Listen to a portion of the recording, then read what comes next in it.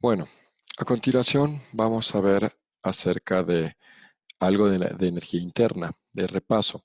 Nosotros sabemos que la variación de la energía interna delta U es igual a la suma del calor transferido al sistema más el trabajo realizado. Lo que es lo mismo, delta U va a ser igual a calor más trabajo. Entonces, por un lado, nosotros sabemos qué pasa con el calor en el sistema. Si el sistema absorbe calor, quiere decir que es un proceso endotérmico, es decir, el calor es positivo.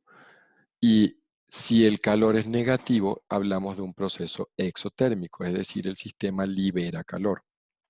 Ahora bien, hablando un poco del trabajo, ¿qué es el trabajo? Es la fuerza para provocar un desplazamiento.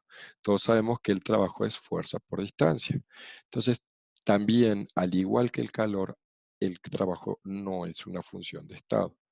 Entonces, en termodinámica, es la propiedad de trayectoria que va a describir la transferencia de energía a través de la frontera de un sistema. Entonces podemos decir que el sistema, entonces si el trabajo es positivo, significa que el entorno realiza trabajo sobre el sistema. Y si el trabajo es negativo, el sistema va a producir trabajo hacia alrededores. Entonces, fíjense, aquí tenemos un resumen en donde vemos para el calor qué pasa cuando es positivo, cuando es negativo, hablamos de endotérmico, exotérmico.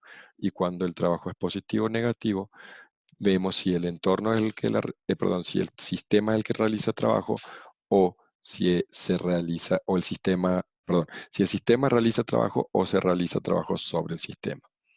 Entonces vamos a hacer un ejercicio. Vamos a calcular delta U para los siguientes procesos. Si se fijan, aquí, ¿qué tenemos que hacer? Es muy simple. Tenemos que calcular el valor de delta U. Va a ser igual a calor más trabajo. Entonces, delta U en el caso de ¿a qué va a ser igual? Va a ser igual a, dice que absorbe 137 kilojoules de calor, de joules de calor. Entonces es más, le voy a poner con color naranja, delta U va a ser igual a más 137 joules. ¿Sí? ¿Por qué más? Porque absorbe calor. Y por otro lado, realiza un trabajo. El sistema realiza un trabajo, por lo tanto lleva un signo menos de 185 joules. ¿Ok? Cuando hacemos esa suma de calor y trabajo, me va a dar igual a menos 48 joules. En el B, esto en el A.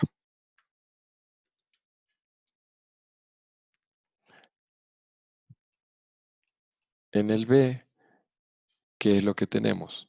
Delta de U, le voy a poner D, porque no puedo tener aquí, pero es delta, bueno, le voy a poner delta, así. Va a ser igual a ¿qué?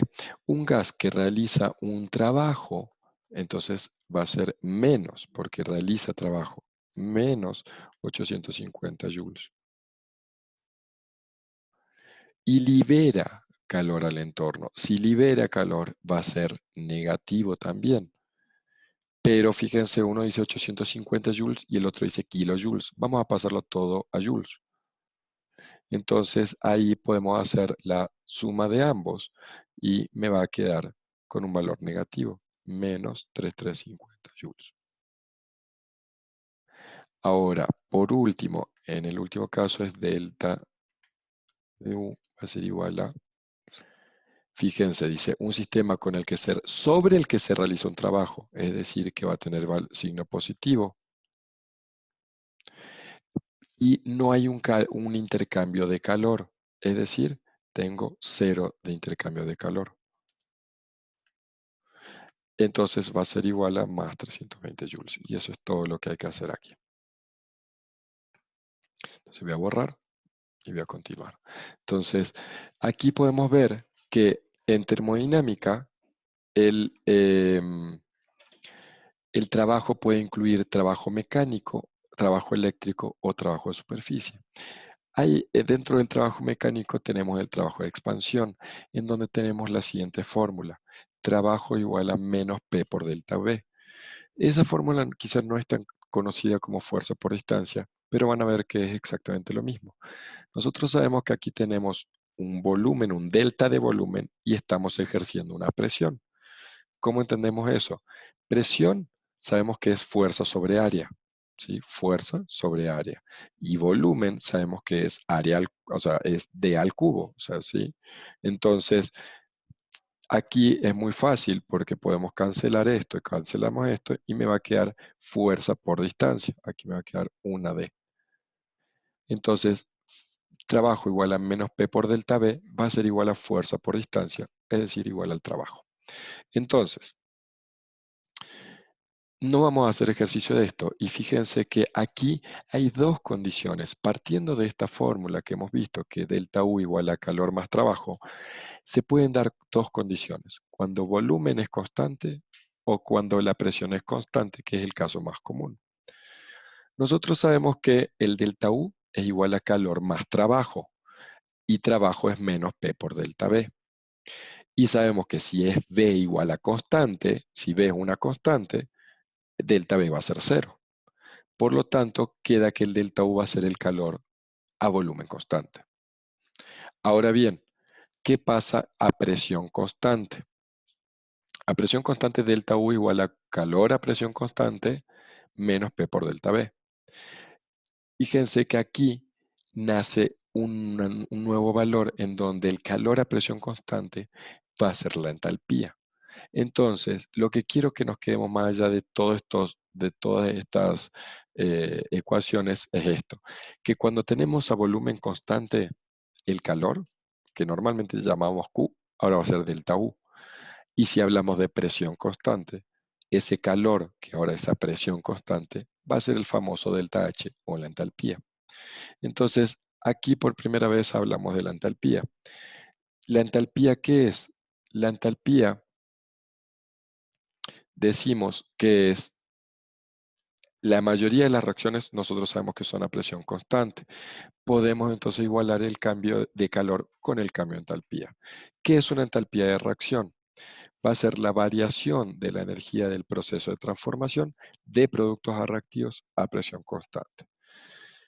¿Qué quiero decir con esto? Nosotros sabemos que el delta H va a ser igual a H de final menos H inicial.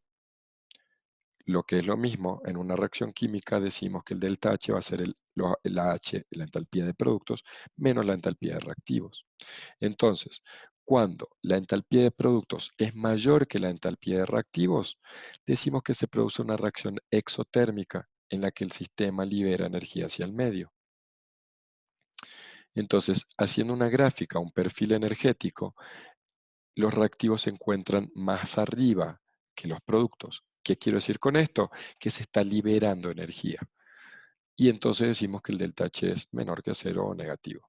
Ahora el caso contrario, cuando la entalpía de los reactivos es menor que la de los productos, se produce una reacción endotérmica en donde el sistema absorbe energía hacia el medio. Entonces tenemos aquí en ese perfil energético que los reactivos necesitan absorber energía para obtener los productos. Delta H es mayor que cero. Entonces, si nosotros tenemos que, por ejemplo, graficar un perfil de energía potencial para la siguiente ecuación, tenemos que hacer lo siguiente. La primera tenemos que reconocer si es exotérmica o endotérmica. Entonces, vamos a hacer la gráfica para ambos casos. Sabemos que aquí tenemos entalpía y aquí tenemos tiempo. Ahora bien, otra cosa que sabemos es que, fíjense que aquí tenemos negativo, es decir, que es una reacción exotérmica. Si recordamos una reacción exotérmica, ¿qué es lo que estamos viendo? Que los reactivos se encuentran más arriba que los productos. ¿Por qué? Porque están liberando energía, ¿ok? Y en la segunda vemos que es endotérmica, entonces los reactivos necesitan absorber energía para poder tener lo que queremos llegar.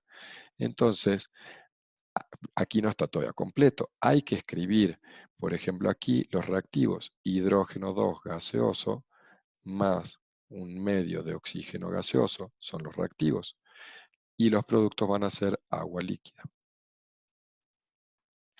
Otra cosa me falta. El delta H, hay que marcar que el delta H va a ser igual a menos 242,0 kilojoules. Ahora bien, en el otro el delta H va a ser positivo.